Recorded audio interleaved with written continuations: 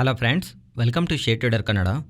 ಇವತ್ತು Sensex 468 points gain ಆಗಿ 61,806 close ಆದರೆ ನಿಫ್ಟಿ 151 ಪಾಯಿಂಟ್ಸ್ ಗೇನ್ ಆಗಿ 18,420 ಕ್ಲೋಸ್ ಆಗಿದೆ. Virus bank Nifty 194 points gain ಆಗಿ 43,430 ಕ್ಲೋಸ್ ಆಗಿದೆ. ಇವತ್ತು ನಮ್ಮ ಇಂಡಿಯನ್ ಇಕ್ವಿಟಿ ಮಾರ್ಕೆಟಲ್ಲಿ FIಸು 538 ಕ್ರೋಸ್ ಸೆಲ್ ಮಾಡಿದ್ರೆ DIಸು 687 ಕ್ರೋಸ್ ಬೈ ಮಾಡಿದ್ದಾರೆ. ಇವತ್ತು Nifty compared with bank Nifty ಇದರ ಜಾಸ್ತಿ ಮೂವ್ ಆಗಿರೋ ಥರ ಕಾಣಿಸುತ್ತಲ್ವಾ? ಇದಕ್ಕೆ ಮೇಯ್ನ್ ರೀಸನ್ ನಿಫ್ಟಿ ರಿಲೇಟೆಡ್ ಆಗಿರೋವಂಥ ಮೂವ್ನಲ್ಲಿ ಮೆಜಾರಿಟಿ ಆಫ್ ದ ಮೂವ್ ನಮಗೆ Reliance Industry, ITC, Bharti Airtel and HDFCಯಿಂದ ಬಂದಿದೆ.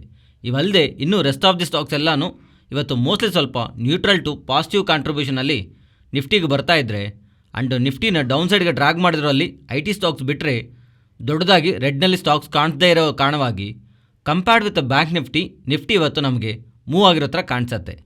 ಆ್ಯಂಡ್ ಗ್ಲೋಬಲ್ ಮಾರ್ಕೆಟ್ಸ್ ಒಂದು ಟೆಕ್ಸ್ಚರ್ ನಾವು ಗಮನಿಸ್ತಾ ಇದ್ದರೆ US ಮಾರ್ಕೆಟ್ಸಲ್ಲಿ ದೊಡ್ಡದಾಗಿ ಪಾಸಿಟಿವ್ ಏನೂ ಇಲ್ಲ. ಈವನ್ ಏಷ್ಯನ್ ಮಾರ್ಕೆಟ್ಸಲ್ಲೂ ಓಪನಿಂಗ್ ಪಾಯಿಂಟ್ಗೆ ರೆಡ್ಡಲ್ಲೇ ಇತ್ತು. ಬಟ್ ಯುರೋಪಿಯನ್ ಮಾರ್ಕೆಟ್ಸು ಬೆಟರ್ ಆಗಿದೆ. ಇನ್ಫ್ಯಾಕ್ಟ್ ಯುರೋಪಿಯನ್ ಮಾರ್ಕೆಟ್ಸಲ್ಲಿರುವಂಥ ಪಾಸಿಟಿವ್ ಸೆಂಟಿಮೆಂಟು ನಮ್ಮ ಮಾರ್ಕೆಟ್ನ ಸೆಕೆಂಡ್ ಹಾಫಲ್ಲಿ ಅಪ್ಸೈಡ್ಗೆ ತಗೊಂಡೋಗಿದೆ ಅಂತ ಅನ್ಕೋಬೋದು. ಆ್ಯಕ್ಚುಲಿ ಗ್ಲೋಬಲಾಗಿ ನಡೆದಿರುವಂಥ ಇವೆಂಟ್ಸ್ ನಾವು ಆ ಥೀಮ್ನ ಅರ್ಥ ಮಾಡಿಕೊಂಡ್ರೆ ಇನ್ಫ್ಲೇಷನ್ ಕಮ್ಮಿ ಆಗ್ತಿದ್ರೂ ಸೆಂಟ್ರಲ್ ಬ್ಯಾಂಕ್ಸು ಹಿಂದಕ್ಕೆ ಒಂದು ಸ್ಟೆಪ್ ಹಾಕಬೇಕಂದ್ರೆ ಯೋಚನೆ ಮಾಡ್ತಿದ್ದಾರೆ. ಇನ್ಫ್ಲೇಷನ್ ಕಮ್ಮಿ ಆಗ್ತಿದೆ ಅಂತ ಬಡ್ಡಿ ರೇಟ್ಗಳನ್ನ ಜಾಸ್ತಿ ಮಾಡುವಂಥ ರೇಟ್ ಕಮ್ಮಿ ಆಗತ್ತೆ ಅಂತ, ಅಗ್ರೆಸಿವ್ ಬಿಹೇವಿಯರ್ ಕಮ್ಮಿ ಆಗತ್ತೆ ಆ್ಯಂಡ್ ಓವರಾಲ್ ಟರ್ಮಿನಲ್ ಆಗಿ ಈ ಥರ ಜಾಸ್ತಿ ಮಾಡ್ತಾ ಒಂದು ಕಡೆ ಸ್ಟಾಪ್ ಮಾಡ್ತಾರಲ್ವ ಯಾವುದೋ ಒಂದು ಪಾಯಿಂಟ್ನಲ್ಲಿ, ಆ ಥರ ಸ್ಟಾಪ್ ಮಾಡ್ತಾರಂತ ಆ ಥರ ಇರೋವಂಥ ಟರ್ಮಿನಲ್ ರೇಟು ಕಮ್ಮಿ ಇರುತ್ತೆ ಅಂತ ನಾವೇನು ಆ ಥರ ಎಕ್ಸ್ಪೆಕ್ಟ್ ಮಾಡಿದ್ರೆ ಆ ಥರ ಏನೂ ಅಲ್ಲ. 1 or 2 ಮಂತ್ಸಲ್ಲಿ ಬರ್ತಿರೋಂಥ ಡೇಟಾನ ನೋಡಿ ಒಂದು ಸ್ಟೆಪ್ ನಾವು ಹಿಂದಿಗೆ ಹಾಕಿದ್ದೀವಿ ಅಂದರೆ ಅದು ತುಂಬ ದೊಡ್ಡ ತಪ್ಪು ಮಾಡ್ದಂಗೆ ಹಿಸ್ಟ್ರಿ ಪ್ರೂವ್ ಮಾಡ್ತಿದೆ. ಅದರಿಂದ ನಾವು ಹಿಂದಕ್ಕೆ ಹೋಗಬೇಕಂತ ಅನ್ಕೊಂತಿಲ್ಲ ಅಂತ ಫೆಡ್ ಅವರು ಹಾಗೆ ECB ಅವರು ಮಾಡಿರೋಂಥ ಸ್ಟೇಟ್ಮೆಂಟ್ಸ್ ಎಲ್ಲದರಿಂದ ಮಾರ್ಕೆಟು ಈ ರೀಸೆಂಟ್ ಟೈಮ್ಸಲ್ಲಿ ಫಾಲ್ ಆಗಿದೆ. But after recent short cell ಇವತ್ತು ಮಾರ್ಕೆಟ್ನ ಸ್ವಲ್ಪ ರಿಲ್ಯಾಕ್ಸ್ ಅವರು ಬ್ರೀತ್ ತಗೊಳ್ಳೋಂಥ ಪ್ರಯತ್ನ ಮಾಡ್ತಿದೆ ಟಾಪ್ ಸೈಡ್ಗೆ ಮೂವ್ ಆಗಿ. ಆ್ಯಂಡ್ FIs ನಾವು ಇಲ್ಲಿಂದ ಮೆನ್ಷನ್ ಮಾಡಬೇಕು. ಬಿಕಾಸ್ ಈ ಮಂತ್ ಸ್ಟಾರ್ಟಿಂಗಿಂದ ಇಲ್ಲಿವರೆಗೂ ನೋಡಿದ್ರೆ FIಸು 7,500 ಕ್ರೋರ್ಸ್ ಹತ್ರ ಸೆಲ್ ಮಾಡಿದ್ದಾರೆ ಇಂಡಿಯನ್ ಇಕ್ವಿಟಿ ಮಾರ್ಕೆಟ್ನಲ್ಲಿ. ಅವರಿಗೆ ಅಗೇನೆಸ್ಟ್ ಆಗಿ DIಸು ಈ ಒಂದು ತಿಂಗಳಲ್ಲೇ 10,550 ಕ್ರೋರ್ಸ್ ಹತ್ರ ಬೈ ಮಾಡಿದ್ದಾರೆ. ಕಂಟಿನ್ಯೂಸ್ಲಿ FIs ತುಂಬ ಡೇಸಿಂದ ಸೆಲ್ಲರ್ ಆಗಿದ್ದಾರೆ ಆ್ಯಂಡ್ ಅದಕ್ಕೆ ಪ್ಯಾರಲಲ್ ಆಗಿ ಅವ್ರನ್ನ ಬೀಟ್ ಮಾಡ್ತಾ DIಸು ಬೈ ಮಾಡ್ತಾ ಇರೋದು, ಪ್ಯಾರಲಲ್ ಆಗಿ ಅವ್ರನ್ನ ಬೀಟ್ ಮಾಡ್ತಾ DIಸು ಬೈ ಮಾಡ್ತಾ ಇರೋದು ಈ ಡಿಸೆಂಬರ್ ತಿಂಗಳಲ್ಲಿ ಮಾರ್ಕೆಟ್ನ ಸ್ಟೆಬಿಲೈಸ್ ಮಾಡಿದ್ದು DIs ಅಂತ ನಾವು ಅನ್ಕೋಬೇಕು. ಫ್ರೆಂಡ್ಸ್, ಇಲ್ಲಿಂದ DIs ಅಂದರೆ ಬಿಗ್ ಪೀಪಲ್ಸ್ ಅಂತ ಅನ್ಕೊಬೇಡಿ. DIsನಲ್ಲಿ ಮ್ಯೂಚುವಲ್ ಫಂಡ್ಸ್ ಇರುತ್ತಲ್ವ, ಆ ಮ್ಯೂಚುವಲ್ ಫಂಡ್ಸಲ್ಲೂ ಇಂಡೈರೆಕ್ಟ್ ಆಗಿ ರೀಟೇಲರ್ಸ್ ಹಣನೇ ಹೋಗುತ್ತೆ. ಸೊ DIs ನಥಿಂಗ್ ಬಟ್ ಒಂದು part of retailers group. And upcoming ಟೈಮ್ಸಲ್ಲಿ ಬಿಗ್ ಇವೆಂಟ್ಸ್ ಅಂತೂ ಯಾವುದೂ ಇಲ್ಲ. ಮಾರ್ಕೆಟ್ ಮೋಸ್ಟ್ಲಿ ಇವೆಂಟ್ಲೆಸ್ ಆಗಿ ಮೂವ್ ಆಗ್ತಾ ಇರುತ್ತೆ. ಇಲ್ಲ, ಖಂಡಿತವಾಗ್ಲೂ ಇರುವಂಥ ಇಂಪಾರ್ಟೆಂಟ್ ಡೇಟಾ ನಾವು ತಿಳ್ಕೋಬೇಕು ಅಂತ ಅಂದ್ಕೊಂಡ್ರೆ ಡಿಸೆಂಬರ್ 21 ಪ್ರೀವಿಯಸ್ಲಿ ನಡೆದಿರುವಂಥ RBI ಮೀಟಿಂಗ್ ಇದೆ ಅಲ್ವಾ, ಆ ಮೀಟಿಂಗ್ ರಿಲೇಟೆಡ್ ಆಗಿ ಮಿನಿಟ್ಸ್ ಆಫ್ ಮೀಟಿಂಗ್ ಅಪ್ಡೇಟ್ ಆಗುತ್ತೆ. ಲೈಕ್ ಇನ್ಫ್ಲೇಷನ್ ಬಗ್ಗೆ, ಎಕಾನಮಿಕ್ ಗ್ರೋತ್ ಬಗ್ಗೆ ಅವ್ರು ಮಾಡಿರೋಂಥ ಅಪ್ಡೇಟ್ಸ್ ಬರುತ್ತೆ. ನೆಕ್ಸ್ಟ್ ಡಿಸೆಂಬರ್ 22 US ಸಂಬಂಧಿಸಿರುವ Q3 GDP ಡೇಟಾ ಎಸ್ಟಿಮೇಟ್ಸ್ ಬರುತ್ತೆ. ಇವು ಬಿಟ್ಟರೆ ಇಂಪಾರ್ಟೆಂಟ್ ಅಪ್ಡೇಟ್ಸ್ ಯಾವುದೂ ಇಲ್ಲ. ಆ್ಯಂಡ್ ಪರ್ಸ್ನಲಿ ಮಾರ್ಕೆಟ್ ಈ ಥರ ರ್ಯಾಲಿ ಆಗ್ತಾ ಇರೋದು ಡೆಫಿನೆಟ್ಲಿ ಇನ್ನೂ ಮಾರ್ಕೆಟ್ನ ಬುಲ್ಲಿಶ್ ಆಗಿ ಮೂವ್ ಆಗುತ್ತೆ ಅನ್ನೋಂಥ ಪಾಸಿಟಿವ್ ಸೆಂಟಿಮೆಂಟ್ನ ಬಿಲ್ಡ್ ಮಾಡ್ತಿದ್ರು. ಮೋಸ್ಟ್ ಆಫ್ ದಿ ಟೈಮ್ಸು ನಾನು ಪರ್ಸ್ನಲಿ 18,550 ಅಬೋವ್ ಕ್ಲೋಸಿಂಗ್ ನಂತೂ ಎಕ್ಸ್ಪೆಕ್ಟ್ ಮಾಡ್ತಿದ್ದೀನಿ. If in case market 18,550 above ಬಂದು ಕ್ಲೋಸ್ ಆಗ್ತಾ ಇದ್ರೆ ದೆನ್ ಈ ಥರ ಬರ್ತಿರೋಂಥ ರಿವರ್ಸಲ್ ನಾವು ಕನ್ಫರ್ಮೇಷನ್ ತಗೋಬೋದು ಅಪ್ಸೈಡ್ಗೆ. ಇನ್ ಬಿಟ್ವೀನ್ 18,550ಗೆ ಬಿಲೋ ಮಾರ್ಕೆಟ್ನಲ್ಲಿ ಅಗೈನ್ ಸೆಲ್ ಆಫ್ ಬರ್ತಿದ್ರೆ ಮಾರ್ಕೆಟ್ ಅಗೈನ್ 18,000 to 18,500 ಈ ರೇಂಜ್ನಲ್ಲಿ ಅಪ್ಕಮಿಂಗ್ ಟೈಮ್ಸಲ್ಲಿ ಮೂವ್ ಆಗೋದಕ್ಕೆ ಚಾನ್ಸ್ ಇದೆ. ಫ್ರೆಂಡ್ಸ್, ಈ ವಿಡಿಯೋನಲ್ಲಿ ನಾವು ಶೇರ್ ಮಾಡಿರೋಂಥ ಕಂಟೆಂಟ್ ವ್ಯಾಲ್ಯೂಬಲ್ ಆಗಿದ್ದರೆ ತಪ್ಪದೇ ನಮ್ಮ ಚಾನಲ್ನ ಸಬ್ಸ್ಕ್ರೈಬ್ ಆಗಿ. ಫ್ರೆಂಡ್ಸ್, ಟಾಟಾ ಗ್ರೂಪ್ ಅವರು UTI AMCನಲ್ಲಿ ಮೆಜಾರಿಟಿ ಸ್ಟೇಕ್ನ ಅಕ್ವೈರ್ ಮಾಡ್ತಿರೋ ಹತ್ರ ಪ್ರೀವಿಯಸ್ಲಿನೂ ನ್ಯೂಸ್ ಅಪ್ಡೇಟ್ ಬಂದಿತ್ತಲ್ವಾ. ನಾವು ಇದರ ರಿಲೇಟೆಡ್ ಆಗಿ ಎಕನಾಮಿಕ್ಸ್ ಟೈಮ್ಸಲ್ಲಿ ಇನ್ನೊಂದು ಅಪ್ಡೇಟ್ ಬಂದಿದೆ. ಇವ್ರು ಏನು ಹೇಳ್ತಿದ್ದಾರೆ ಅಂದರೆ ಟಾಟಾ ಗ್ರೂಪ್ ಅವರು UTI AMCನಲ್ಲಿ ಮೆಜಾರಿಟಿ ಸ್ಟೇಕ್ನ ಅಕ್ವೈರ್ ಮಾಡೋದಕ್ಕೆ ಇವರ ಬೋರ್ಡ್ ಅಪ್ರೂವ್ ಮಾಡಿರೋ ಥರ, ಆ್ಯಂಡ್ ಅದಲ್ಲದೆ UTI AMCನಲ್ಲಿ 23% ಸ್ಟೇಕ್ ಹೋಲ್ಡ್ ಮಾಡ್ತಿರೋಂಥ ಬಿಗ್ ಇನ್ವೆಸ್ಟರ್ ಆಗಿರೋಂಥ ಟೀರೋ ಗ್ರೂಪ್, ಇದೊಂದು ಗ್ಲೋಬಲ್ ಇನ್ವೆಸ್ಟ್ಮೆಂಟ್ ಮ್ಯಾನೇಜ್ಮೆಂಟ್ ಕಂಪನಿ, ಇವರೂ ಟಾಟಾ ಗ್ರೂಪ್ ಅವರು UTI AMCನಲ್ಲಿ ಸ್ಟೇಕ್ ಅಕ್ವೈರ್ ಮಾಡೋದಕ್ಕೆ ಅಪ್ರೂವ್ ಕೊಟ್ಟಿರೋ ಥರ ಅಪ್ಡೇಟ್ಸ್ ಬರ್ತಿದೆ. ಆ್ಯಂಡ್ ಪ್ರೆಸೆಂಟು UTI AMCನಲ್ಲಿ PSU ಕಂಪನೀಸ್ ಆಗಿರೋಂಥ ಪಂಜಾಬ್ ನ್ಯಾಷನಲ್ ಬ್ಯಾಂಕ್ ಅವರು 15%, ಬ್ಯಾಂಕ್ ಆಫ್ ಬರೋಡಾ ಅವರು 10%, ಸ್ಟೇಟ್ ಬ್ಯಾಂಕ್ ಆಫ್ ಇಂಡಿಯಾ ಅವರು ಅನದರ್ 10%ನ ಆ್ಯಂಡ್ LIC ಅವರು 10% ಸ್ಟೇಕ್ನ ಹೋಲ್ಡ್ ಮಾಡ್ತಿದ್ದಾರೆ. ಈ PSUs ಎಲ್ಲನೂ ಸೇರಿ ಹೋಲ್ಡ್ ಮಾಡ್ತಿರೋವಂಥ 45% ಸ್ಟೇಕ್ನ ಟಾಟಾ ಗ್ರೂಪ್ ಅವರು ಅಕ್ವೈರ್ ಮಾಡೋದಕ್ಕೆ ಡಿಸ್ಕಷನ್ ನಡ್ತಿರೋ ಥರ, ಆ್ಯಂಡ್ ಅದರ ವ್ಯಾಲ್ಯೂಷನ್ ರಿಲೇಟೆಡ್ ಆಗಿ ಡಿಸ್ಕಷನ್ ಫೈನಲ್ ಸ್ಟೇಜ್ಗೆ ಬಂದಿರೋ ಥರನೂ ಇವರು ಅಪ್ಡೇಟ್ ಮಾಡ್ತಿದ್ದಾರೆ. ನಿಮಗೆ ಐಡಿಯಾ ಇದ್ದರೆ ಟಾಟಾ ಗ್ರೂಪ್ ಅವ್ರಿಗೂ AMC ಬಿಸ್ನೆಸ್ ಇದೆ, ಟಾಟಾ ಮ್ಯೂಚುವಲ್ ಫಂಡ್. ನಾವು ಈಗ UTI AMCನಲ್ಲಿ ಮೆಜಾರಿಟಿ ಆಫ್ ಸ್ಟೇಕ್ನ ಅಕ್ವೈರ್ ಮಾಡೋದ್ರ ಮೂಲಕ ಇವರು ಮ್ಯೂಚುವಲ್ ಫಂಡ್ ಬಿಸ್ನೆಸ್ ಎಕ್ಸ್ಪ್ಯಾಂಡ್ ಮಾಡೋದಕ್ಕೆ ಇವರು ನೋಡ್ತಿರೋ ಥರ ನಾವು ಅರ್ಥ ಮಾಡ್ಕೋಬೋದು. ಆ್ಯಂಡ್ ಅದಲ್ಲದೆ ಲಾಸ್ಟ್ ವೀಕ್ನಲ್ಲಿ ಪಂಜಾಬ್ ನ್ಯಾಷನಲ್ ಬ್ಯಾಂಕ್ ಅವರು UTI AMCನಲ್ಲಿ ಹೋಲ್ಡ್ ಮಾಡ್ತಿರೋಂಥ 15% ಸ್ಟೇಕ್ನ ಡೈವರ್ಟ್ ಮಾಡೋದಕ್ಕೆ ನೋಡ್ತಿರೋ ಥರ ಅವರಿಂದನೂ ಅಪ್ಡೇಟ್ ಬಂದಿದೆ. ಈ ಅಪ್ಡೇಟಿಂದಾನೇ ಇವತ್ತಿನ ಸೆಷನಲ್ಲಿ UTI AMC ಸ್ಟಾಕು ನಾವು ಪಾಸಿಟಿವ್ ಮೂಮೆಂಟಮ್ ನೋಡಿದ್ದೀವಿ. ಆ್ಯಂಡ್ ಈ ಸ್ಟೇಕ್ ಸೇಲ್ ರಿಲೇಟೆಡ್ ಆಗಿ ಟಾಟಾ ಇನ್ವೆಸ್ಟ್ಮೆಂಟು ಕಾರ್ಪೊರೇಷನ್ ಅವರಿಂದ ಇವತ್ತೊಂದು ಕ್ಲಾರಿಫಿಕೇಷನ್ ಬಂದಿದೆ. ನ್ಯೂಸ್ ಆರ್ಟಿಕಲ್ಸ್ ರಿಲೇಟೆಡ್ ಆಗಿ ಇವ್ರಿಗೆ ಯಾವ ಥರ ಇನ್ಫಾರ್ಮೇಷನ್ ಇಲ್ಲ ಅಂತ. ಸೊ ಇದರಿಂದ ಇದರ ರಿಲೇಟೆಡ್ ಆಗಿ ಯಾವುದೂ ಕಮೆಂಟ್ ನಾವು ಮಾಡೋಕ್ಕಾಗಲ್ಲ ಅನ್ನೋ ಥರ ಎಕ್ಸ್ಚೇಂಜಸ್ಗೆ ಕ್ಲಾರಿಫಿಕೇಷನ್ ರಿಲೀಸ್ ಮಾಡಿದ್ದಾರೆ. ಫ್ರೆಂಡ್ಸ್, ಇವತ್ತು ಶುಗರ್ ಸ್ಟಾಕ್ಸ್ ಬಗ್ಗೆ ಮಾತಾಡ್ಕೋಬೇಕು. ಇವತ್ತು ನೀವು ಗಮನಿಸಿದ್ರೆ ಮೋಸ್ಟ್ ಆಫ್ ದಿ ಶುಗರ್ ಸ್ಟಾಕ್ಸಲ್ಲಿ ನಿಮಗೆ ಭಾರಿ ಮೊತ್ತದಲ್ಲಿ ರ್ಯಾಲಿ ಕಾಣಿಸಿರ್ಬೋದು. ಇದಕ್ಕೆ ರೀಸನ್ ಶುಗರ್ ಕಂಪನೀಸ್ ಎಲ್ಲನೂ ಇಥೈಲ್ ಆಲ್ಕೋಹಾಲ್ ಪ್ರೊಡ್ಯೂಸ್ ಮಾಡಿ ಇಥನಾಲ್ನ ಪ್ರೊಡ್ಯೂಸ್ ಮಾಡಿ ಪೆಟ್ರೋಲಿಂದ ಬ್ಲೆಂಡ್ ಮಾಡಿ ಸೆಲ್ ಮಾಡೋದಕ್ಕೆ ರಿಫೈನರಿಗೆ ಮಾರ್ತಿರ್ತಾರಲ್ವಾ. ಇಥನಾಲ್ ಮೇಲೆ ಪ್ರೀವಿಯಸ್ಲಿ 18% GST ಇತ್ತು. ಅದು ಈಗ ಕಟ್ ಮಾಡ್ತಾ 5%ಗೆ ತೊಗೊಂಡು ಬರ್ತಾ ಇದರಿಂದ ಇದು ಎಂಟೈರ್ ಶುಗರ್ ಸ್ಟಾಕ್ಸ್ ರಿಲೇಟೆಡ್ ಆಗಿ ಪಾಸಿಟಿವ್ ಆಗಿ ಅಪ್ಲೈ ಆಗಿ ಇವತ್ತು ಶುಗರ್ ಸ್ಟಾಕ್ಸ್ನಲ್ಲಿ ನಮಗೆ ರ್ಯಾಲಿ ಕಾಣಿಸಿದೆ. Indian present ethanol capacity 923 crores litre ಆಗಿದೆ. ಅದರಲ್ಲಿ 605 crores litres sugar based ethanol production, 318 crores litre grain based ethanol production. ಈಗ ಇಂಡಿಯಾ ವರ್ಲ್ಡಲ್ಲೇ largest producer and second largest exporter of sugar. ಇದಲ್ಲದೆ ಲಾಸ್ಟ್ ಫ್ರೈಡೇ ನಮಗೆ sugar stocks ಬೆಳೆದಾಗ ಯಾವ ರೀಸನಿಂದ ಬೆಳೀತಿದೆ ಅಂತ ಅಂದ್ಕೊಂಡವಾಗ ಗ್ಲೋಬಲ್ ಆಗಿ ಶುಗರ್ ಕ್ರಾಪ್ಸ್ ರಿಲೇಟೆಡ್ ಆಗಿರೋಂಥ ಅನ್ಸರ್ಟನಿಟಿ, ಶುಗರ್ ರಿಲೇಟೆಡ್ ಆಗಿ ಡಿಮ್ಯಾಂಡ್ ಬೆಳೆಸ್ತಾ ಇರೋದು ಆ್ಯಂಡ್ ಅಪ್ಕಮಿಂಗ್ ಟೈಮ್ಸಲ್ಲಿ ಬರ್ತಿರೋಂಥ ಕ್ರಿಸ್ಮಸ್ ಆದರೂ, ನ್ಯೂ ಇಯರ್ ಆದರೂ, ವ್ಯಾಲೆಂಟೈನ್ಸ್ ಡೇ ಆದರೂ ಚಾಕ್ಲೇಟ್ಸ್ ರಿಲೇಟೆಡ್ ಆಗಿ ಡಿಮ್ಯಾಂಡ್ ಜಾಸ್ತಿ ಮಾಡುತ್ತಲ್ವ. ಅದಕ್ಕೆ ಕಾಂಬಿನೇಷನಲ್ಲಿ ಇರುವಂಥ ಶುಗರ್ ಪ್ರೈಸಸನ್ನು ವಿತ್ ಕೋಕೋ ಪ್ರೈಸಿಂದ ಬೆಳಿಬೋದಂತ ಈ ತಿಂಗಳಲ್ಲಿ ಗ್ಲೋಬಲ್ ಆಗಿರುವಂಥ ಡೇಟಾ ಪಾಯಿಂಟ್ಸ್ ಎಲ್ಲನೂ ಶುಗರ್ ಸ್ಟಾಕ್ಸು ಈ ಥರ ರ್ಯಾಲಿ ಆಗೋದಕ್ಕೆ ಬ್ಯಾಕ್ ಇರೋಂಥ ರೀಸನ್. ಫ್ರೆಂಡ್ಸ್, ಇನ್ನೊಂದು ಇಂಪಾರ್ಟೆಂಟ್ ಟಾಪಿಕ್ಕು IT ಸ್ಟಾಕ್ಸ್ ಬಗ್ಗೆ ಮಾತಾಡ್ಕೋಬೇಕು. ಅಸೆನ್ಚರ್ ಅವರು ನಂಬರ್ಸನ್ನು ಪೋಸ್ಟ್ ಮಾಡಿದ್ದಾರೆ. ನಂಬರ್ಸ್ನ ಅನಲೈಸ್ ಮಾಡ್ತಿದ್ರೆ 2 ಡಿಫರೆಂಟ್ ಎಲಿಮೆಂಟ್ಸ್ ನಮಗೆ ಅರ್ಥ ಮಾಡ್ಕೋಬೋದು. ಒಂದು, ರಿಸಲ್ಟ್ಸ್ ಚೆನ್ನಾಗೇ ಇದೆ, IT ಸ್ಟಾಕ್ಸ್ ನಂಬರ್ಸ್ ಚೆನ್ನಾಗಿದೆ. ಬಟ್ ಆ ಥರ ಚೆನ್ನಾಗಿದ್ರೂ IT ಸ್ಟಾಕ್ಸ್ ಇವತ್ತು ಬೆಳೆದಿರಬೇಕಲ್ವ. ಆದರೆ ಏನಕ್ಕೆ ಸೆಲ್ ಆಫ್ ಆಗಿದೆ? ಬಿಕಾಸ್ ಅವರು ಕೊಟ್ಟಿರೋಂಥ ಗೈಡೆನ್ಸ್ ಅಪ್ಕಮಿಂಗ್ ಟೈಮ್ಸಲ್ಲಿ ನಾವು ಹೇಗೆ ಪರ್ಫಾರ್ಮ್ ಮಾಡ್ತೀವಿ ಅನ್ನೋದಕ್ಕೆ ಚಾನ್ಸ್ ಇದೆ ಅಂತ ಅವ್ರು ಹೇಳಿದಿರೋ ಪ್ರಕಾರ ಅವರು ಪ್ರೆಸೆಂಟ್ ರೆವಿನ್ಯೂ ಗ್ರೋತು 15% ಹತ್ರ ಇದೆ. ಆ್ಯಕ್ಚುಲಾಗಿ ಎಕ್ಸ್ಪೆಕ್ಟ್ ಮಾಡಿದ್ದು ಅವ್ರು ಕೊಟ್ಟಿರೋಂಥ ಓಲ್ಡ್ ಗೈಡೆನ್ಸು 10 to 14% ಹತ್ರ ಗ್ರೋತ್ ಇರತ್ತಂತ. ಬಟ್ ಅದನ್ನು ಬೀಟ್ ಮಾಡ್ತಾ revenue constant currency revenue 15% grow ಆಗಿದೆ. ಅದು ನಾವು ಪಾಸಿಟಿವ್ ಆಗಿ ತಗೋಬೋದು. ಈವನ್ ಈಗ 15% ಗ್ರೋತ್ ಇದ್ರೂ ಟೋಟಲ್ ಎಂಟೈರ್ FY23ಗೆ 8 to 11% ಅವರು ಗ್ರೋತ್ ಕೊಟ್ಟಿದ್ದಾರೆ. ಸೊ ಈವನ್ ಈಗ 15% ಗ್ರೋತ್ ಬರ್ತಿದ್ರು 8 to 11% ಗ್ರೋತ್ ನೆಕ್ಸ್ಟ್ ಇರೋದಂತ ಅಪ್ಕಮಿಂಗ್ ನಂಬರ್ಸ್ ವೀಕ್ ಆಗಿರತ್ತಂತ ಅವರು ಇಂಡಿಕೇಶನ್ ನಮಗೆ ಪ್ರೊವೈಡ್ ಮಾಡ್ತಿದೆ. ಅವ್ರು ಹೇಳ್ತಿರೋದ್ರ ಪ್ರಕಾರ ಸೆಕೆಂಡ್ ಹಾಫ್ನಲ್ಲಿ 5.6 to 9.6 ಗ್ರೋತ್ ಮಾತ್ರನೇ ಆವ್ರೇಜ್ ಆಗಿ ಎಂಟೈರ್ FY23ಗೆ 8 to 11% ಬರ್ಬೋದು. ಅದು ಸೆಕೆಂಡ್ ಹಾಫ್ನಲ್ಲಿ FY22ನಲ್ಲಿ ಮೀನ್ಸ್ ಲಾಸ್ಟ್ ಫೈನಾನ್ಷಿಯಲ್ ಇಯರ್ನಲ್ಲಿ ಇದೇ ಪಾಯಿಂಟ್ನಲ್ಲಿ ಇವರಿಗೆ 25% ಹತ್ರ ಗ್ರೋತು. 25% ಗ್ರೋತಿಂದ 5.6 to 9.6 ಇನ್ ಬಿಟ್ವೀನ್ ರೇಂಜ್ನಲ್ಲಿ ಬಿಲೋ 10% ರೇಂಜ್ನಲ್ಲಿ ಗ್ರೋತ್ ಇರುತ್ತೆ ಅನ್ನೋ ಥರ ಎಕ್ಸ್ಪೆಕ್ಟೇಷನ್ಸ್ ಇದೆ ಅಂತ ಹೇಳಿದ್ರಲ್ವಾ. ಇದೇ ಅದನ್ನು ಮಾರ್ಕೆಟ್ನ ಡಿಸ್ಟರ್ಬ್ ಮಾಡಿದೆ. ಪರ್ಟಿಕ್ಯುಲರ್ ಆಗಿ IT ಸ್ಟಾಕ್ನ ಇವನ್ ಇನ್ನೊಂದು ಇಂಟ್ರೆಸ್ಟಿಂಗ್ ಸ್ಟೇಟ್ಮೆಂಟನ್ನು ಮಾಡಿದ್ದಾರೆ. ನಮಗೆ ಹೋಗ್ತಿರೋಂಥ ಡೀಲ್ಸ್ ರಿಲೇಟೆಡ್ ಆಗಿರೋಂಥ ಇಂಪ್ಯಾಕ್ಟ್ ಎಲ್ಲನೂ ಚಿಕ್ಕ ಚಿಕ್ಕ ಡೀಲ್ಸ್ ಅಂತ ಹೇಳ್ತಿದ್ದಾರೆ. ಮೀನ್ಸ್ ಯಾವ್ಯಾವ ಡೀಲ್ಸ್ ಆದರೆ ಚಿಕ್ಕ ಸೈಜಲ್ಲಿ ಇರುತ್ತಲ್ಲ ಅದು ಕಾರಣವಾಗಲಿ ಜಾಸ್ತಿ ಇಂಪ್ಯಾಕ್ಟ್ ಇದೆ ಅಂತ ಅವ್ರು ಮಾಡಿರೋಂಥ statements mid and small cap IT ಸ್ಟಾಕ್ಸ್ನ ಇಂಪ್ಯಾಕ್ಟ್ ಮಾಡೋದಕ್ಕೆ ಚಾನ್ಸ್ ಇದೆ. Because mid and small cap stocks IT ಸ್ಟಾಕ್ಸೇ ಅಲ್ವಾ, ಸ್ಮಾಲ್ ಸೈಜು ಸ್ವಲ್ಪ ಡೀಲ್ ಸೈಜ್ ಚಿಕ್ಕದಾಗಿರೋವಂಥವು ಅವ್ರಿಗೆ ಸಿಗ್ತಾ ಇರುತ್ತೆ. ವೆರಾಸ್ ಲಾರ್ಜ್ ಕ್ಯಾಪ್ ಸ್ಟಾಕ್ಸ್ಗೆ ದೊಡ್ಡ ದೊಡ್ಡ ಕಂಪ್ನೀಸು ಎಲ್ಲನೂ ಭಾರಿ ಮೊತ್ತದಲ್ಲಿ ಅವ್ರಿಗೆ ಡೀಲ್ ಸಿಗ್ತಾ ಇರುತ್ತೆ ಮೇಜರ್ ಕಂಪ್ನೀಸಿಂದ.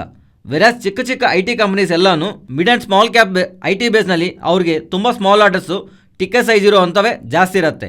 ಅದರಿಂದ mid and small cap IT stocks ನಮಗೆ ಇಂಪ್ಯಾಕ್ಟ್ ಅಪ್ಕಮಿಂಗ್ ನಂಬರ್ಸಲ್ಲಿ ಕಾಣಿಸೋದಕ್ಕೆ ಚಾನ್ಸ್ ಇದೆ ಅಂತ ಅಸೆನ್ಸರ್ಸ್ ನಂಬರ್ಸಿಂದ ನಮಗೆ ಹೇಳ್ತಿದೆ. ಆ್ಯಂಡ್ ಇನ್ನೊಂದು ಇಂಪಾರ್ಟೆಂಟ್ ಥಿಂಗ್, ಪಾಸಿಟಿವ್ ಎಲಿಮೆಂಟು ಅಟ್ರೇಷನ್ ಈ ಥರ ಪ್ರೀವಿಯಸ್ಲಿ 20%ವರೆಗೂ ಇದ್ದರೆ ಅದು ಶಾರ್ಪಾಗಿ ಡಿಕ್ಲೈನ್ ಆಗ್ತಾ 13%ಗೆ ಫಾಲ್ ಆಗಿದೆ. ಇದರಿಂದ ಅಪ್ಕಮಿಂಗ್ ಟೈಮ್ಸಲ್ಲಿ ನಮ್ಮ IT ಕಂಪ್ನೀಸನ್ನು ಅಟ್ರೇಷನ್ ಲೆವೆಲ್ಸ್ನ ಶಾರ್ಪಾಗಿ ಡೌನ್ ಸೈಡ್ ತೋರಿಸಿರೋ ಕಾರಣವಾಗಿ ಅವ್ರ ಮಾರ್ಜಿನ್ಸ್, ಬಿಕಾಸ್ ಅಟ್ರೇಷನ್ ಕಾರಣವಾಗಿ ಅವ್ರ ಮಾರ್ಜಿನ್ಸ್ ಇಂಪ್ಯಾಕ್ಟ್ ಆಗಿದೆ ಅಂತ ತುಂಬ ಟೈಮ್ಸ್ ನಾವು ಮಾತಾಡ್ಕೊಂಡಿದ್ದೀವಿ. ಸೊ ಅಟ್ರೇಷನ್ ಕಮ್ಮಿ ಆಗ್ತಾ ಇದ್ದರೆ ಇವರ ಮಾರ್ಜಿನ್ಸನ್ನು ಇಂಪ್ರೂವ್ ಆಗೋದಕ್ಕೆ ಪಾಸಿಬಿಲಿಟಿ ಇದೆ. ಸೊ ಈ ಥರ ಅಟ್ರೇಷನ್ ಕಮ್ಮಿ ಆಗ್ತಾ ಮಾರ್ಜಿನ್ ಇಂಪ್ರೂವ್ ಆಗೋದಕ್ಕೆ ನಾವು ಲಾರ್ಜ್ ಕ್ಯಾಪ್ IT ಸ್ಟಾಕ್ಸೇ ಪಾಸಿಟಿವ್ ಆಗಿ ನೋಡ್ಬೋದು. ಸೊ ಫೈನಲಿ ಇದು ಅಸೆನ್ಸರ್ಸ್ ನಂಬರ್ಸ್ ಆ್ಯಂಡ್ ಆ ನಂಬರ್ಸ್ ನಾವು ಡಿಕೋಡ್ ಮಾಡ್ತಾ ಇದ್ದರೆ large cap and mid and small cap ಸ್ಟಾಕ್ಸ್ಗೆ ಯಾವ ಥರ ಇಂಪ್ಯಾಕ್ಟ್ ಇರುತ್ತೆ ಅನ್ನೋದು ಅವರ ಡೇಟಾ ನೋಡಿ ನಾವು ಅರ್ಥ ಮಾಡ್ಕೋಬೋದು. ನೆಕ್ಸ್ಟು GMM ಫಾಡ್ಲರ್ ಬಗ್ಗೆ ಮಾತಾಡ್ಕೊಳ್ಳೋಣ.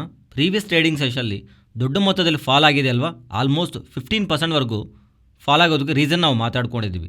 ಇವರ ಪ್ರಮೋಟರ್ಸ್ ಗ್ರೂಪು ಎಂಟಿಟಿ ದೊಡ್ಡ ಮೊತ್ತದಲ್ಲಿ ಸ್ಟಾಕ್ನ ಸೆಲ್ ಮಾಡೋದಕ್ಕೆ ಪ್ರಯತ್ನ ಮಾಡಿರೋ ಥರ 17.32% ಹತ್ರ ಪಾಲ್ನ ₹1,700 ಪರ್ ಶೇರ್ನಲ್ಲಿ ಸೆಲ್ ಮಾಡೋದಕ್ಕೆ ಪ್ರಯತ್ನ ಮಾಡಿದಾಗ ಸ್ಟಾಕ್ ಪ್ರೈಸ್ ಫಾಲ್ ಆಗಿದೆ ಅಂತ ನಾವು ಮಾತಾಡ್ಕೊಂಡಿದ್ದೆ ಅಲ್ವಾ. ಈ ಟೋಟಲ್ ಡೀಲ್ ನಡೆದ ಮೇಲೆ NSEನಲ್ಲಿ ಅಪ್ಡೇಟ್ ಆಗ್ತಿರೋಂಥ ಡೇಟಾ ನಾವು ನೋಡ್ತಾ ಇದ್ರೆ ಆ ಥರ ನಡೆದಿರೋಂಥ ಟ್ರಾನ್ಸಾಕ್ಷನ್ನಲ್ಲಿ ಪಟೇಲ್ ಗ್ರೂಪ್ ಅವರು 1% ಹತ್ರ ಪಾಲ್ನ ತೊಗೊಂಡಿದ್ದಾರೆ. ಆ್ಯಂಡ್ ಎಕ್ಸಿಟ್ ಆಗ್ತಿರೋಂಥ ಎಂಟಿಟಿ ಲೈಕ್ ಇವರ ಪ್ರಮೋಟರ್ಸ್ ಆಗಿರೋಂಥ ಫ್ರಾಡ್ಲರ್ ಗ್ರೂಪ್ ಜೂನ್ 2020ನಲ್ಲಿ ಮೋರ್ ದೆನ್ 50% ಹತ್ರ ಅವ್ರ ಪಾಲ್ನ ಹೋಲ್ಡ್ ಮಾಡ್ತಿರೋ ಅವರು ಈಗ ಜೂನ್ 2022 ಟೈಮ್ಗೆ 32% ಪಾಲ್ನ, ಸೆಪ್ಟೆಂಬರ್ 2022 ಟೈಮ್ಗೆ 31%ನ, ಆ್ಯಂಡ್ ಈಗ ಈ ಬ್ಲಾಕ್ ಡೀಲ್ ಆದಮೇಲೆ 14.2% ಪಾಲ್ ಮಾತ್ರನೇ ಪ್ರಮೋಟರ್ಸ್ ಎಂಟಿಟಿ ಆಗಿರುವಂಥ ಫ್ರಾಡ್ಲರ್ ಅವರು ಈ ಕಂಪ್ನಿನಲ್ಲಿ ಹೋಲ್ಡ್ ಮಾಡ್ತಿದ್ದಾರೆ. ಶಿಲ್ಪಾ ಮೆಡಿಕೇರ್ ಬಗ್ಗೆ ಒಂದು ಅಪ್ಡೇಟ್ ಇದೆ. ಶಿಲ್ಪಾ ಮೆಡಿಕೇರ್ ಅವರು breast cancer, coral rectal cancer related ಆಗಿ ಆಲ್ರೆಡಿ ಇರುವಂಥ ಮೆಡಿಸಿನ್ಗೆ ಇವರು ಟ್ಯಾಬ್ಲೆಟ್ಸ್ನ ಇನ್ನೂ ಬೆಟರ್ ಫಾರ್ಮುಲೇಷನ್ ಕಂಡಿಡಿರೋ ಥರ ಇದರಿಂದ 90 ಸೆಕೆಂಡ್ಸಲ್ಲಿ ಡಿಸ್ಪರ್ಷನ್ ನಡೆಯೋತನೋ ಥರ ಮೀನ್ಸ್ ಎಕ್ಸಿಸ್ಟಿಂಗ್ ಆಗಿರುವಂಥ ಟ್ಯಾಬ್ಲೆಟ್ಸ್ಗಂದ್ರೂ ಈಗ ಇವರು ತಯಾರು ಮಾಡ್ತಿರೋಂಥ ಹೊಸ ಫಾರ್ಮುಲೇಷನ್ ಇನ್ನೂ ಬೆಟರ್ ಡಿಸ್ಪರ್ಷನ್ ತೋರಿಸ್ತಾ ಕ್ವಿಕ್ಕಾಗಿ ಡಿಸಾಲ್ವ್ ಆಗೋವಂಥ ಪ್ರಾಸೆಸ್ನ ಇವರು ಕಂಡಿಡಿರೋ ಥರ ಶಿಲ್ಪಾ ಮೆಡಿಕೇರ್ ಅವರು ಸ್ಟೇಟ್ಮೆಂಟ್ ಮಾಡ್ತಿರೋ ಕಾರಣವಾಗಿ ಸ್ಟಾಕ್ ಇವತ್ತು 3.5% ಪಾಸಿಟಿವ್ನಲ್ಲಿ ಎಂಡ್ ಆಗಿದೆ. ನೆಕ್ಸ್ಟು ಸನ್ಫಾರ್ಮಾ ಇಂಡಸ್ಟ್ರೀಸ್ ಬಗ್ಗೆ ಮಾತಾಡ್ಕೋಬೇಕು. ನಿಮಗೆ ಜ್ಞಾಪಕ ಇದ್ದರೆ ಡಿಸೆಂಬರ್ 8ನ ನಮಗೆ US FDA ಅವರು ಇವರ ಹಲೋಲ್ ಫೆಸಿಲಿಟಿ ರಿಲೇಟೆಡ್ ಆಗಿ ಇಂಪೋರ್ಟ್ ಅಲರ್ಟನ್ನು ಪ್ರಕಟಣೆ ಮಾಡಿದ್ರಲ್ವಾ, ಆ ಸೇಮ್ ಮ್ಯಾನುಫ್ಯಾಕ್ಚರಿಂಗ್ ಯೂನಿಟ್ ರಿಲೇಟೆಡ್ ಆಗಿ ಈಗ ವಾರ್ನಿಂಗ್ ಲೆಟರ್ನ ಇಶ್ಯೂ ಮಾಡಿದ್ದಾರೆ. ಓನ್ಲಿ ಇಂಪೋರ್ಟ್ ಲೆಟರ್ ಅಂದ ತಕ್ಷಣವೇ ಸ್ಟಾಕ್ ನೆಗೆಟಿವ್ ಆಗಿ ರಿಯಾಕ್ಟ್ ಆಗಿದೆ. ಈಗ ಅಗೈನ್ ವಾರ್ನಿಂಗ್ ಲೆಟರು ಅಂತ ಹೇಳ್ತಿರೋ ಕಾರಣವಾಗಿ ಇವನ್ ಮಾರ್ಕೆಟ್ ಇಷ್ಟೊಂದು ಪಾಸಿಟಿವ್ ಆಗಿದ್ರೂ ಈ ಸ್ಟಾಕು ನೆಗೆಟಿವ್ನಲ್ಲಿ ಎಂಡ್ ಆಗ್ತಿದೆ. ಪ್ರೀವಿಯಸ್ಲಿ ಇಂಪೋರ್ಟ್ ಅಲರ್ಟ್ಗೆ ಈಗ ವಾರ್ನಿಂಗ್ ಲೆಟರ್ಗೆ ಬಿಸ್ನೆಸ್ಸಲ್ಲಿ ಏನೂ ದೊಡ್ಡದಾಗಿ ಚೇಂಜಸ್ ಬರಲ್ಲ. ನಾವು ಪ್ರೀವಿಯಸ್ಲಿನೇ ಅಂದ್ಕೊಂಡಿದ್ದೆ ಅಲ್ವಾ, 14 ಪ್ರಾಡಕ್ಟ್ಸ್ಗೆ ಇವರಿಗೆ ಪರ್ಮಿಷನ್ ಕೊಟ್ಟಿದ್ದಾರೆ ಆ manufacturing ಫೆಸಿಲಿಟಿಗೆ.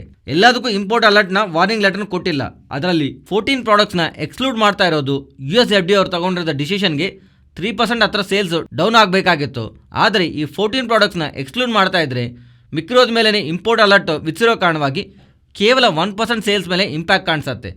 So import alert or warning letter ನೆಗೆಟಿವೇ, ಬಟ್ ಇವು ಆಲ್ರೆಡಿ ಸ್ಟಾಕ್ ಪ್ರೈಸ್ನಲ್ಲಿ ಇನ್ಕ್ಲೂಡ್ ಆಗಿವೆ. ನೆಕ್ಸ್ಟು ಟಾಟಾ ಮೋಟರ್ಸ್ ಬಗ್ಗೆ ಮಾತಾಡ್ಕೋಬೇಕು. ಟಾಟಾ ಮೋಟರ್ಸ್ ಅವ್ರಿಗೆ ಬ್ಯಾಂಗ್ಳೂರ್ ಮೆಟ್ರೋಪಾಲಿಟನ್ ಟ್ರಾನ್ಸ್ಪೋರ್ಟ್ ಕಾರ್ಪೊರೇಷನ್ ಅಂದರೆ BMTC ಅವರಿಂದ 921 ಎಲೆಕ್ಟ್ರಿಕ್ ವೆಹಿಕಲ್ ಬಸ್ಸಸ್ ರಿಲೇಟೆಡ್ ಆಗಿ ಸಪ್ಲೈ ಆ್ಯಂಡ್ ಆಪರೇಟ್ ಆರ್ಡರ್ ಸಿಕ್ಕಿರೋ ಥರ ಆಲ್ರೆಡಿ ಟಾಟಾ ಮೋಟರ್ಸ್ ಅವ್ರಿಗೆ ನಿಯರ್ಲಿ 730 ಎಲೆಕ್ಟ್ರಿಕ್ ವೆಹಿಕಲ್ ಬಸ್ಸಸ್ ಹತ್ರ ಮಲ್ಟಿಪಲ್ ಸಿಟೀಸ್ನಲ್ಲಿ ಆರ್ಡರ್ ಇದೆ. ಬಟ್ ಈಗ ಅಗೈನ್ 920 ಎಲೆಕ್ಟ್ರಿಕ್ ವೆಹಿಕಲ್ ಬಸ್ಸಸ್ ಹತ್ರ ನ್ಯೂ ಆರ್ಡರ್ ಬಂದಿದೆ ಅಂತ ಟಾಟಾ ಮೋಟರ್ಸ್ ಅವರು ಅಪ್ಡೇಟ್ ಮಾಡ್ತಿದ್ದಾರೆ.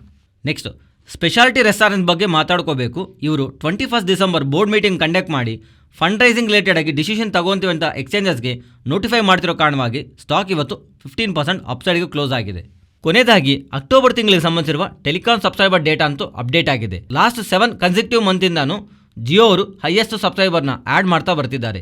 ಈ ಸಲಿನೂ 14,14,000 ಸಬ್ಸ್ಕ್ರೈಬರ್ನ ಅಕ್ಟೋಬರ್ ತಿಂಗಳಿಗೆ ಆ್ಯಡ್ ಮಾಡ್ತಾ ಲಾಸ್ಟ್ 7 ಮಂತ್ಸ್ಗೆ 1,70,00,000 ಹತ್ರ ಸಬ್ಸ್ಕ್ರೈಬರ್ನ ಜಿಯೋ ಅವರು ಆ್ಯಡ್ ಮಾಡ್ಕೊಂಡಿದ್ದಾರೆ. ನೆಕ್ಸ್ಟ್ ಪ್ಲೇಸ್ನಲ್ಲಿ ಏರ್ಟೆಲ್ 8 ಲ್ಯಾಕ್ ಸಬ್ಸ್ಕ್ರೈಬರ್ನ ಆ್ಯಡ್ ಮಾಡ್ಕೊತಾ ಇದ್ರೆ, ಎಂದಿನ ಹಾಗೆ ವೋಡಾಫೋನ್ ಐಡಿಯಾ ಅವರು 35 ಲ್ಯಾಕ್ಸ್ ಹತ್ರ ಸಬ್ಸ್ಕ್ರೈಬರ್ನ ಕಳ್ಕೊತ ಈ 2022 ಸ್ಟಾರ್ಟಿಂಗಿಂದ ಇಲ್ಲಿವರೆಗೂ 2 crore ಸಬ್ಸ್ಕ್ರೈಬರ್ನ ಕೇವಲ ಲಾಸ್ಟ್ 7 ಮಂತ್ಸಲ್ಲೇ FY22 ಸ್ಟಾರ್ಟಿಂಗಿಂದ ಏಪ್ರಿಲ್ 1 ನೋಡಿದ್ರೆ 1.5 crore ಸಬ್ಸ್ಕ್ರೈಬರ್ನ ಲಾಸ್ ಆಗ್ತಾ ಒಂದು ಟೈಮಲ್ಲಿ ಮಾರ್ಕೆಟ್ ಲೀಡರ್ ಆಗಿದ್ದ ವೋಡಾಫೋನ್ ಐಡಿಯಾ ಅವರು ಪ್ರೆಸೆಂಟು 21.5% ಮಾರ್ಕೆಟ್ ಶೇರ್ನ ಕಮಾಂಡ್ ಮಾಡ್ತಾ ಇದ್ದಾರೆ. ಟಾಪ್ನಲ್ಲಿ ಜಿಯೋ ಅವರು 37% ಮಾರ್ಕೆಟ್ ಶೇರ್ನ, ವೇರಾಸ್ ಏರ್ಟೆಲ್ ಅವರು 31.9% ಮಾರ್ಕೆಟ್ ಶೇರ್ನ ಕಮಾಂಡ್ ಮಾಡ್ತಿದ್ದಾರೆ. ವೋಡಾಫೋನ್ ಐಡಿಯಾ ಅವರು ಕಂಟಿನ್ಯೂಸ್ಲಿ ಮಾರ್ಕೆಟ್ ಶೇರ್ನ ಕಳ್ಕೊತ ಸಬ್ಸ್ಕ್ರೈಬರ್ಸ್ನ ಕಳ್ಕೊತ ಗೌರ್ಮೆಂಟ್ಗೆ ಕಟ್ಟಬೇಕಾಗಿರೋಂಥ ಡೆಟ್ ರಿಲೇಟೆಡ್ ಆಗಿ ಈಕ್ವಿಟಿ ಕನ್ವರ್ಷನು ಪೆಂಡಿಂಗಲ್ಲೇ ಇದೆ. ಆ್ಯಂಡ್ ಪ್ರೆಸೆಂಟ್ ಇವರು ಸಾಲಗಳು 220 crores ಹತ್ರ ಇದೆ. ಈ ಥರ ಮಾರ್ಕೆಟ್ ಕ್ಯಾಪಿಟಲಿಂದ ನೋಡಿದ್ರೆ ಇವರ ಫೈನಾನ್ಸ್ ಕಾಸ್ಟ್ ಅನ್ನೋದು 90% ಹತ್ರ ಇದೆ. ಲಾಸ್ಟ್ 4 ಕ್ವಾರ್ಟರ್ಸಿಂದ ಇವರು ಪೋಸ್ಟ್ ಮಾಡಿರೋಂಥ ಲಾಸು 28,000 crores. ನೋಡಬೇಕು ಈ ಥರ ನೆಗೆಟಿವ್ಸ್ ಎಲ್ಲನೂ ಕ್ರಾಸ್ ಮಾಡ್ಕೊತ ವೋಡಾಫೋನ್ ಐಡಿಯಾ ಅವರು ಹೇಗೆ ಮುಂದಕ್ಕೆ ಹೋಗ್ತಾರೆ ಅನ್ನೋದು. Next Nifty and bank Nifty support and resistant. Nifty support present ಇರೋ ಲೆವೆಲ್ಸಿಂದ ಡೌನ್ ಸೈಡು 18,370 ಆ್ಯಂಡ್ ಅದರ ಬಿಲೋ 18,320. ನೆಕ್ಸ್ಟು ಅಪ್ಸೈಡು 18,450 ಆ್ಯಂಡ್ ಅದರ ಅಬೌವ್ 18,520ನ ನಿಫ್ಟಿನಲ್ಲಿ ನಾವು ಸಪೋರ್ಟ್ ಆ್ಯಂಡ್ ರೆಸಿಸ್ಟೆಂಟಾಗಿ ಗಮನಿಸಬಹುದು. ನೆಕ್ಸ್ಟ್ ಬ್ಯಾಂಕ್ ನಿಫ್ಟಿ ಪ್ರೆಸೆಂಟ್ ಇರೋ ಲೆವೆಲ್ಸಿಂದ ಡೌನ್ ಸೈಡು 43,130, ಅಪ್ಸೈಡು 43,580ನ ಗಮನಿಸ್ಬೋದು ನಾವು. Next Nifty option shine data weekly and ಹಾಗೆ monthly ಎಕ್ಸ್ಪೈರಿಲಿರುವಂಥ ಡೇಟಾನ combine ಮಾಡ್ತಿದ್ರೆ ಪ್ರೆಸೆಂಟ್ ಇರೋ ಲೆವೆಲ್ಸಿಂದ ಇವತ್ತು ಬಂದಿರೋಂಥ ಮೂವ್ ಡೆಫಿನೆಟ್ಲಿ ಇಷ್ಟೊಂದು ಸ್ಟ್ರಾಂಗ್ ಮಾರ್ಕೆಟು ಮೂವ್ ಮಾಡಿ ಕ್ಲೋಸ್ ಆಗತ್ತಂತ ನಾನಂತೂ ಎಕ್ಸ್ಪೆಕ್ಟ್ ಮಾಡಿಲ್ಲ. ಬಟ್ ಸ್ಟಿಲ್ ಇನ್ನೂ ನಮಗೆ 18,500 ಹತ್ರ ಸಿಗ್ನಿಫಿಕೆಂಟ್ ಡೇಟಾ ಅಂತೂ ಇದೆ ವೀಕ್ಲಿ ಹಾಗೂ ಮಂತ್ಲಿದಲ್ಲಿ. ನಾನು ಎಕ್ಸ್ಪೆಕ್ಟ್ ಮಾಡ್ತಿರೋದು ಅಪ್ಸೈಡು 18,500 ಅಬೋವ್ ಮಾರ್ಕೆಟ್ ರ್ಯಾಲಿ ಆಗ್ತಾ ಇದ್ರೆ ದೆನ್ ಕಾಲ್ ರೈಟರ್ಸು ಅನ್ವೈಂಡ್ ಮಾಡ್ತಾರೆ.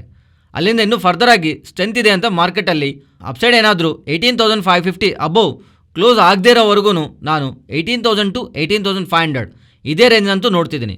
ಒನ್ಸ್ ಆ level above market stable or aggressive ಆಗಿ ಮೂವ್ ಆಗ್ತಿದ್ರೇ ದೆನ್ ನಾವು 18,500 to 18,900 ರೇಂಜ್ಗೆ ಶಿಫ್ಟ್ ಆಗ್ಬೋದು. ಒಂದು ವೇಳೆ 18,500 ಹತ್ರ ಬಂದು ಮಾರ್ಕೆಟ್ ಅದೇ ರೇಂಜಲ್ಲಿ ಕನ್ಸಾಲ್ಟೇಟ್ ಆಗ್ತಾ ಇದ್ದರೆ ದೆನ್ ನಾವು 2 ಟ್ರೇಡಿಂಗ್ ಸೆಷನ್ಸ್ ಆದರೂ ಆ ಕ್ಲೋಸಿಂಗು 18,500 ಮೇಲೆ ಎಕ್ಸ್ಪೆಕ್ಟ್ ಮಾಡೋದು ಬೆಟರ್. ಬಿಕಾಸ್ ಒಂದು ಟ್ರೇಡಿಂಗ್ ಸೆಷನಲ್ಲಿ ನಾವು ನೋಡಿ ಏನಾದರೂ ಟ್ರೇಡ್ ತಗೊತಾ ಇದ್ದರೆ ಅದು ಫೇಕ್ ಬ್ರೇಕ್ಔಟ್ ಆಗೋದಕ್ಕೂ ಚಾನ್ಸ್ ಇದೆ. ಸೊ ಅದರಿಂದ 2 ಟ್ರೇಡಿಂಗ್ ಸೆಷನ್ಸು ಅಬೋವ್ 18,550 ಬಂದು ಕ್ಲೋಸ್ ಆಗ್ತಾ ಇದ್ದರೆ ದೆನ್ ನಾವು ಪ್ರೆಸೆಂಟ್ ಇರೋವಂಥ ರೇಂಜಿಂದ 18,400 to 18,900 ರೇಂಜ್ಗೆ ಶಿಫ್ಟ್ ಆಗ್ಬೋದು. ಸೊ ಇಲ್ಲಿಂದ ಆಲ್ಮೋಸ್ಟ್ 130 ಪಾಯಿಂಟ್ ರೇಂಜ್ ಅಂತೂ ಮಾರ್ಕೆಟು ಅಪ್ಸೈಡ್ಗೆ ಮೂವ್ ಆಗಿ ಅಬೋವ್ ಸ್ಟೆಬಿಲೈಸ್ ಆಗ್ತಾ ಇದ್ರೇ ಮಾರ್ಕೆಟ್ನಲ್ಲಿ ಫರ್ದರ್ ಆಗಿ ನಾವು ಟಾಪ್ ಸೈಡು 18,500 ಹತ್ರ ಕಾಲ್ ಅನ್ವೈಂಡಿಂಗ್ ನಾವು ಎಕ್ಸ್ಪೆಕ್ಟ್ ಮಾಡ್ಬೋದು. ಇಲ್ಲ ಅಂದರೆ again market 18,000 to 18,500 in between range ಇರೋದಕ್ಕೆ ಚಾನ್ಸ್ ಇದೆ. ಇದು ಫ್ರೆಂಡ್ಸ್ ಇವತ್ತಿನ ವಿಡಿಯೋ. ಈ ವಿಡಿಯೋನಲ್ಲಿ ನಾವು ಶೇರ್ ಮಾಡಿರೋಂಥ ಕಂಟೆಂಟ್ ವ್ಯಾಲ್ಯೂಬಲ್ ಆಗಿದ್ದರೆ ತಪ್ಪದೇ ನಮ್ಮ ಚಾನಲ್ನ ಸಬ್ಸ್ಕ್ರೈಬ್ ಆಗಿ ಆ್ಯಂಡ್ ಬೆಲೈಕಾನ್ ಕ್ಲಿಕ್ ಮಾಡಿ ಆಲ್ ನೋಟಿಫಿಕೇಷನ್ಸ್ ಆ್ಯಕ್ಟಿವೇಟ್ ಮಾಡ್ಕೊಳ್ಳಿ. ಈ ಡೇಟಾ ನಿಮ್ಮ ಫ್ರೆಂಡ್ಸ್ ಆ್ಯಂಡ್ ಫ್ಯಾಮಿಲಿ ಮೆಂಬರ್ಸ್ಗೆ ಯೂಸ್ ಆಗತ್ತಂದರೆ ತಪ್ಪದೇ ಶೇರ್ ಮಾಡಿ. Thank you.